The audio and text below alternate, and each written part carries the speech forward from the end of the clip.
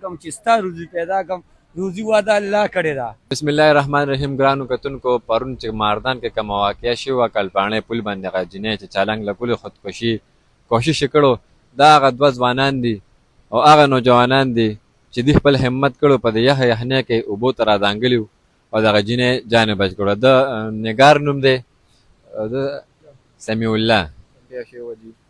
بسم الله الرحمن الرحیم. دا جی پرون زه دفتر کې ناست وم، د لښکر خان دي سره کار کوم، محمد ناظم صاحب دي سره. اچانک زه سره ووتم، بار ووتم، دی کې په پول باندې چغې شوې، د زنانو د سړو چغې شوې، وي چاو دانګل چاو دانګل. ما چې د بره پم تاسو ځای کتې شي د مخامخ ځای نه مې را دانګلي دي، بیا ما څه ته کتلي نه دي، بیا ما چې د دې ځای نه ور دانګلي دي دې ځای کې. بیا چې ما دې چپو کې وکتله نو چپو کې دا د ما په نظر راغله، دا د اوبو دا شانتې راتاوله، نو ما دا چپې به ما ته دا هغه ځای ته وړي، نو زه ما واپسي اختیار کړه او زه بیا لړم داسې ووتم هغه ځای ته. چې هغه ځای ته لړم ما دا چپې به ما له منځ ته راوړي، نو زه بیا هغه ځای نه بیا تا ما په نظر راغله، خو ما ته دا پته نه وه چې دا زنانه ده نارینه ده یا سړی دی هر څه دي. دا چې بیا هله ما ته پته ولګېده چې ما اوچته کړه، بیا ما آواز ورکړو چې هلکه په خیال یې اوچته کړه، زنانه ده تو سړی ده په خیال یې اوچته کړې. خو ما د خپل دغه باندې مل د پښتو دی ما وکتل، بلا کسان ولاړو، پول باندې د دنیا کسان ولاړو، یو د سزا ملګری راغی ده راودانګلو، یو زه وم یو دوه درې ملګري نور وو، خو پېژنم یې نه، خو شامل پکې وو را سره. بیا ما له خدای په همت راکړه، زه ورغلم، ما یو دیکه ورکړه، په سر مې دیکه ورکړه، بیا مې داسې دیکه ورکړه، بیا مې دیکه ورکړه. الله پاک ما ته هغه پروګرام برابر کړو، خو په دې کې بسم الله الرحمن الرحیم زما ولي پرېوتې دی، خو په دې اوبو کې په الله یقین وکړه چې زما ولي بالکل ټیک ټاک و. بیا ما لامبو هم سل چالو کړه، جینۍ ما الله پاک بری راکړه، ما اوچته کړه. او بس دا زمونږ فرض دی چې مونږ دا وکړو، دا د مسلمان په بل مسلمان فرض دی د بل انسان زندگی بچ کول. بالکل دا یو ښه قدم تاسو اخیستی دی.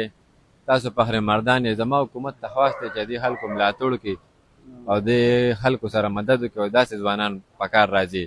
ډېر ملګري دا خبره کوي چې د ده د اضافي پیسې نمبر راکړه، د مونږ سره هیلپ کول غواړو، مونږ دله انعام ورکړو، ډېر لرې لرې دي راتلی نه شي. نګار خپل نه جي دا نو دا د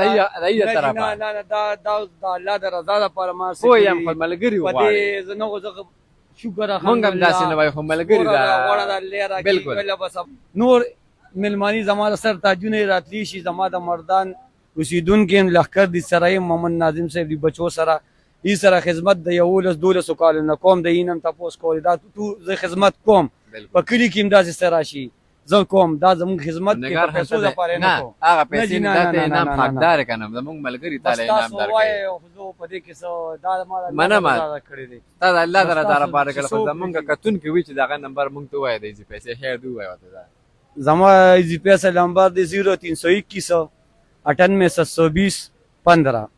دا نګار خان د اضافي پیسې نمبر دی او دا نمبر د انو په دې سره تاسو رابطه کولی شئ. دم خپل محنت کړی دی، وردانګلي دی، چلانګې لګولي دی، یخه یخنۍ ته یې نه دي کتلی، خپل محنت یې کړی. ته څه ویل غواړې کتونکو ته؟ ډېر خلک وي مونږ سره ملاوېږو، او تاسو څنګه تاسو کوم ځای کې څه حالات وو؟ دلته مونږ بره ناست وو، بس دا ملګری راغی، یار وي زنانه پول نه ودانګل نو بس بیا مونږ هم راغلي، مونږ پسې ورودانګل، هغه ولاړ ډن کې وو، دغلته خو څوک ورځي نه، دوه درې کسانو روم دانګل، هغوی واپس بره وختلو.